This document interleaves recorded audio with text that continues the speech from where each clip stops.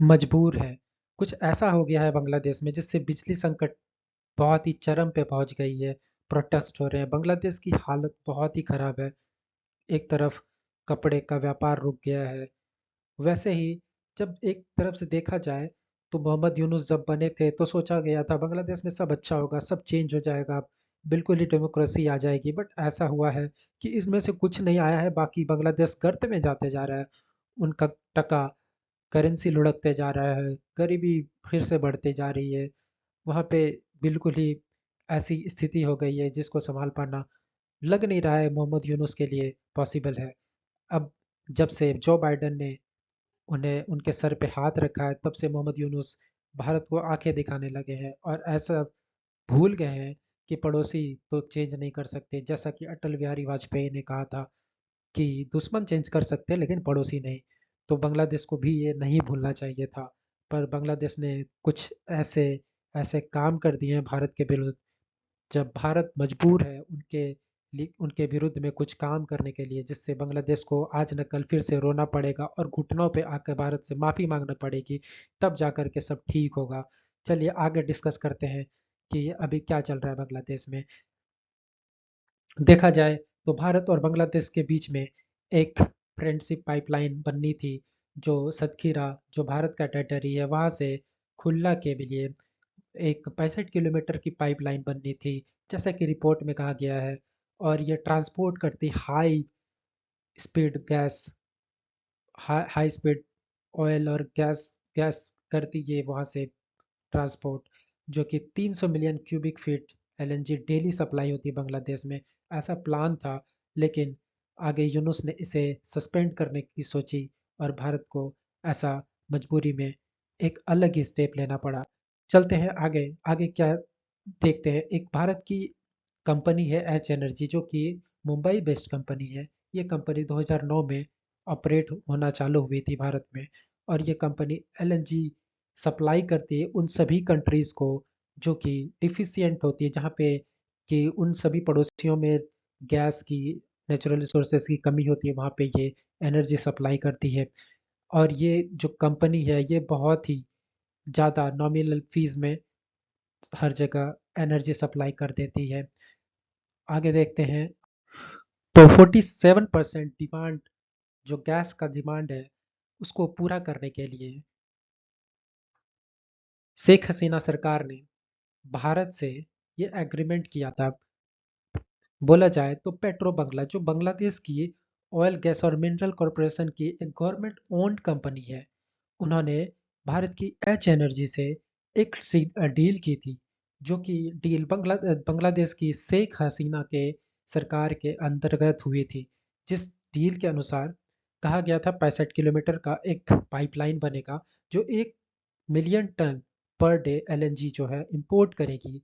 लेकिन यूनुस सरकार ने ये कहते हुए ये deal US based Excelerate energy को देने की सोच रही है, जिसमें 1 million tonne LNG per annum 15 साल के लिए ये डील होनी है।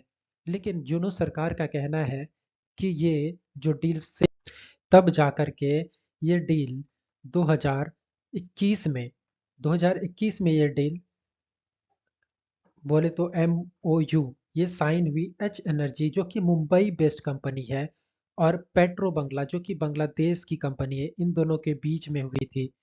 और क्विक एनहांसमेंट ऑफ इलेक्ट्रिसिटी और एनर्जी सप्लाई एक्ट 2010 में हसीना गवर्नमेंट के द्वारा लाया गया था। इसके अनुसार ये पैक्ट कहा जाता है कि साइन नहीं हुआ था। लेकिन जहाँ तक सवाल है कि उस समय कोई कंपनी भी तो नहीं थी, तो कहाँ से हो पाती। तो टेंडर दे दिया गया था भारत की एच एनर्जी को। अभी रिसेंट में एक्सलरेट एनर्जी नाम की एक कंपनी है, जो यूएस बेस्ड कंपनी है, उसको मोहम्मद यूनुस ने बिना टेंडर के उन्हें भी 1.1 क्यूबिक फीट सप्लाई करने के लिए 34% जो कंट्री का डेली गैस सप्लाई है उसको पूरा करने के लिए एक्सलरेट नामक जो एनर्जी की कंपनी है उसे दे दिया गया। उसके जो सीईओ हैं उनसे अभी यूनुस की हाल फिलहाल में बात हुई है, जो कि अभी डील अभी पूरी नहीं हुई है, लेकिन होने की उम्मीद है, जिससे कि भारत को एक तगड़ा झटका लगता है और भारत की डील उन्हें देने के कारण भारत को तगड़ा नुकसान भी झेलना पड़ता है। भारत बांग्लादेश के बीच में सारे डील कंप्लीट होने के बाद पीएम नरेंद्र मोदी और शेख हसीना के बीच में India Bangladesh friendship pipeline inaugurate हुई थी 2023 में, जो कि दोनों कंट्री के लिए बहुत ही खुशी की बात थी। एक फ्रेंडशिप के तौर पे इसे देखा गया था। बाकी वही सभी बातें हैं जो मैंने कही है वहाँ पे लिखी हुई थी। अब चलते हैं यहाँ समझते हैं क्या हो रहा है। सिलीगुड़ी परवातीपुर पाइपलाइन जो है, वो सिलीगुड़ी से परवातीपुर जो बांग्लादेश में 132 किलोमीटर की पाइपलाइन जो कि बनने वाली थी, जिसको होल्ड कर दिया गया है भारत सरकार के द्वारा, क्योंकि मोहम्मद यूनुस के कुछ उल्टे सीधे फैसले की वजह से भारत सरकार भी इन चीज को तंग आ चुकी है।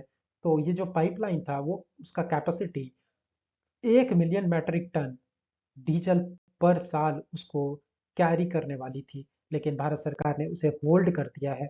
अब चलिए समझते हैं कि अडानी पावर सप्लाई उन्होंने भी 50% कम कर दिए बांग्लादेश के लिए, क्योंकि बांग्लादेश के यूनिस गवर्नमेंट से बहुत टाइम से 7 नवंबर उसका लास्ट टाइम था। अडानी उनको बार बार कहते आ रहे थे कि हमारा जो बकाया है $800 मिलियन का वो पूरा कर दिया जाए, लेकिन बांग्लादेश सरकार ने हाथ खड़े कर दिए थे।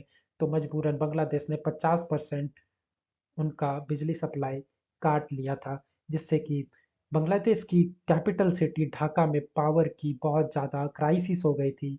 और समझ सकते हैं ढाका जैसे शहर में जहाँ पे कि इतना ज़्यादा पावर कट होगा तो वहाँ पे बहुत सारे रोजगार होते हैं, होटल्स, रेलगाड़ियाँ, कारखाने, बहुत कुछ, नॉर्मल जिंदगी सारे अस्त व्यस्त हो जाएंगे।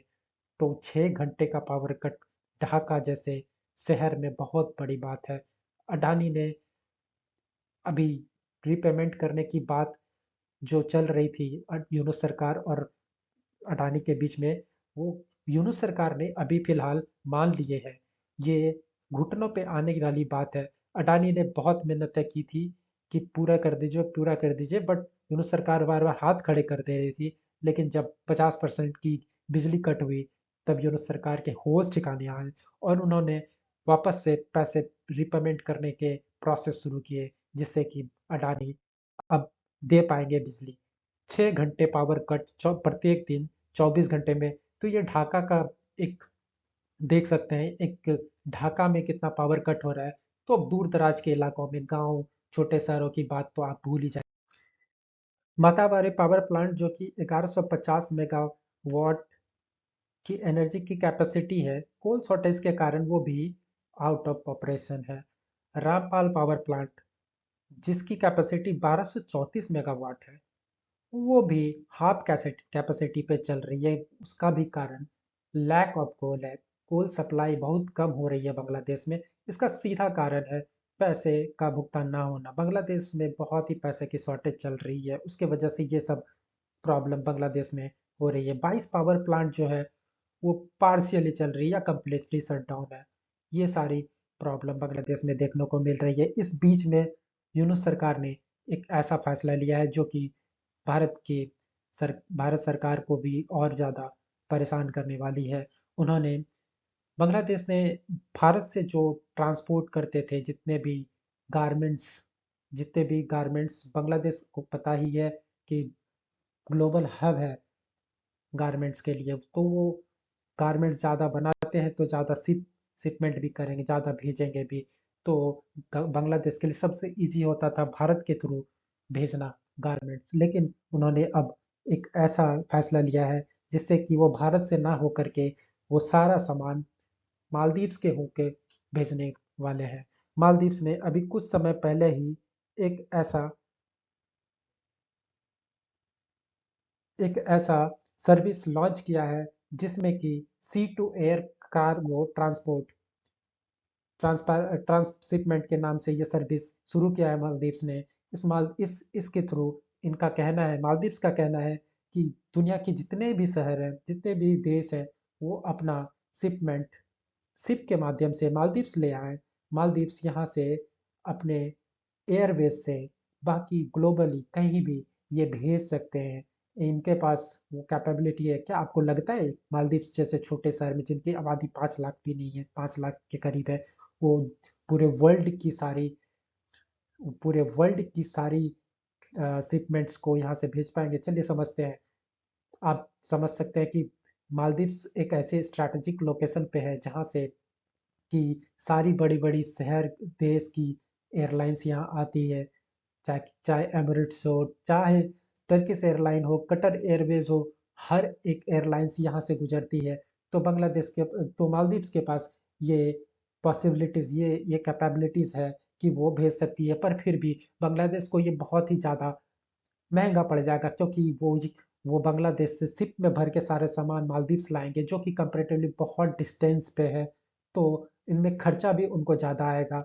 कहा जाता है, बांग्लादेश का कहना है कि भारत भारत उनके शिपमेंट में डिले करता है, क्योंकि भारत के पास बहुत ज़्यादा पहले से ऑर्डर्स पड़े होते हैं। इसके वजह से बांग्लादेश में कमाई कम हो रही है, बांग्लादेश ज़्यादा ऑर्डर्स बाहर नहीं भेज पा रहा है। इसलिए बांग्लादेश ने ऐसा ऐसा स्टेप्स लिया है। बट सबको पता है कि बांग्लादेश ने ऐसा क्यों कर रहा है, बांग्लादेश ऐसा क्यों कर रहा है। बांग्लादेश भारत से कम्प्लीटली अपना अपना डिपेंडेंट हटाना चाहता है, जिसके वजह से बांग्लादेश ने मालदीव्स का रुख किया है। खैर कोई बात नहीं, भारत भी समय का वेट कर रहा है, ताकि माकूल जवाब दिया जा सके बांग्लादेश को। बांग्लादेश ने रिक्वेस्ट किया है इसी बीच त्रिपुरा से कि उनका सप्लाई 5 गुना बढ़ा दिया जाए, जबकि त्रिपुरा का कैपेबिलिटी 100 90 मेगावाट है। पर फिर भी बांग्लादेश ने उनसे अर्ज किया है कि 250 मेगावाट कर दिया जाए। तो देखना होगा कि त्रिपुरा के पास ऐसा कैपेबिलिटी है भी कि नहीं, और वो त्रिपुरा बिना भारत सरकार के कंसेंट के भेजेंगे भी नहीं।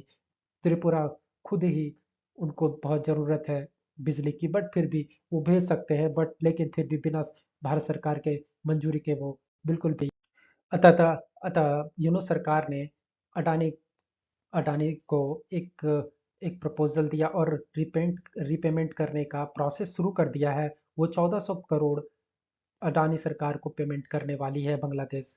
और आप देख सकते हैं कि कल ही एक ऐसा डेवलपमेंट आया है कि डेमोक्रेटिक पार्टी की कमला हैरिस हार गई है और रिपब्लिकन के ट्रंप विजेता हुए हैं। जिससे कि ट्रंप के जीतने से वर्ल्ड अफेयर्स में, वर्ल्ड पॉलिटिक्स में बहुत ज़्यादा स्विंग्स देखने को मिलेगी। जैसे कि आप समझ सकते हैं कि यूक्रेन में जो युद्ध हो रहा था, वो भी अब सोच रहे होंगे क्या करें। नाटो सदस्य सारे सोच रहे होंगे अब कैसे क्या किया जाए। उसी बीच में ईरान भी सोचने पे मजबूर हो गया होगा अब क्या किया जाए। और साथ साथ जो कि जो बाइडेन का बहुत ज़्यादा हाथ था यूनुस पे, उन्होंने भी सोचना शुरू कर दिया होगा कि अब क्या किया जाए, क्योंकि ट्रंप ने बाजी मार ली है। ट्रंप के जीतने से यूनुस को बहुत ज़्यादा झटका लगा होगा, और उनको समझ में आया होगा कि भारत से बैर करना ठीक नहीं है। अंततः वही काम आएगा जिससे वो घुटनों पे चल के भारत से वापस प्रार्थना किया है कि उनको वापस से एनर्जी सप्लाई चालू कर दिया जाए, जिससे कि बांग्लादेश में एनर्जी का क्राइसिस खत्म हो जाए। और भारत ने इसका वापस से रिस्टोर करने का फैसला किया है, जिससे कि जल्द ही कोई डेवलपमेंट दिख सकती है। और फिलहाल इतना ही। मैं हूँ पृथ्वी, और ये है वीडियो का अंत। Thank you for watching.